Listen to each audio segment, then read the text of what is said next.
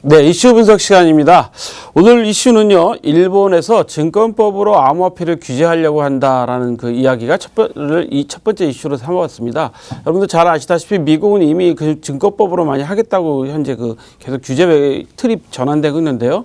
일본 금융당국에서도 현재 그 암호화폐 시장을 증권법으로 좀 규제를 해야 되겠다는 그 움직임이 있다고 합니다. 일본 금융당국이죠. 금융청이 그 ICO 토큰의 증권적 성격을 좀 알아보고 있다고 합니다. 그러니까 ICO를 통해서 발행되는 그 암호화폐에 대해서 토큰에 대해서 이게 증권이지 않느냐라는 거 현재 확인을 하고 있다고 하는데요. 일본의 그 금융상품 거래법을 적용해야 되지 않느냐 하고 있고요. 이런 부분에 대해서 현재 그 시장에 대해서 이런 부분으로 현재 앞으로 규제를 하고 단속을 하겠다 뭐 이런 얘기를 하고 있다는데요. 여러분도 아시다시피 정부 당국에서 뭐 조치를 취하려면 뭐 어떤 법이 있어야 되고 아니면 최소한의 이론적 근거라도 있어야 되기 때문에 일본 그 금융청에서는 일본 금융청 산하에 있는 그 정식 명칭으로는 가상통화 교환 업무 연구회라는 그런 연구회를 통해서 여러 가지 현재 이론적인 배경을 지금 설명을 하고 시작하기 했다고 하는데요.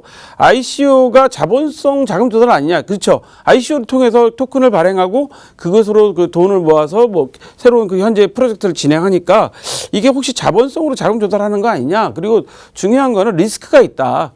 여러분들 뭐 그동안 전문가들 이야기 많이 들으셔서 잘 아시겠지만 전문가들이 뭐 프로젝트에 대해서 성공률이 3%네 5%네 막 이런 얘기들 많이 하고 있지 않습니까? 그렇다면 결국 95% 97%가 실패할 가능성이 있기 때문에 리스크가 있다. 그러니까 자본도 조달하고 있고 그 리스크도 있는 거니까 이거는 생각해보면 유가증권 아니냐. 증권법을 적용돼야 되는 거 아니냐라는 현재 이론적인 배경이나 여러 가지 설명을 하고 있다고 하는데요.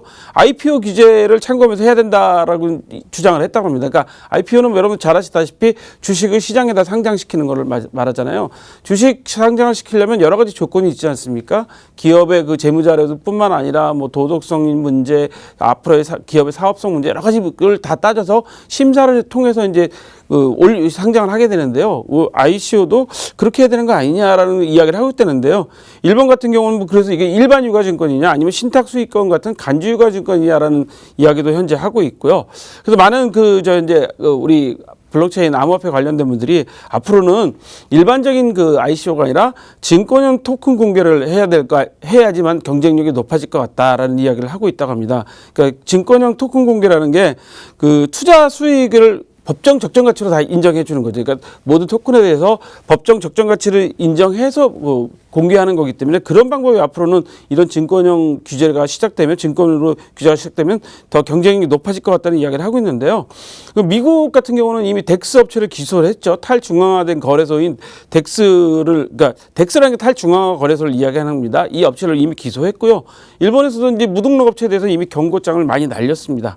따라서 지금 이제 앞으로의 모든 정부 당국의 규제는 ALM에서 투자자 보호로 이어지고 있다는 게 현재 추세 전문가들의 이야기입니다. 그러니까 AML 발음이 좀 어렵네요. 자금 세탁이나 실명제에서 점점점 이제는 투자자 보호하는 쪽으로 옮겨가고 있다. 이 점을 여러분들이 좀 보셔야 될 것 같아서 첫 번째 이슈로 삼아봤습니다. 자, 두 번째 이슈는요. 암호화폐 거래소 ISMS 인증에 촉각을 세우고 있다라고 합니다. ISMS가 뭐 말이 좀 깁니다.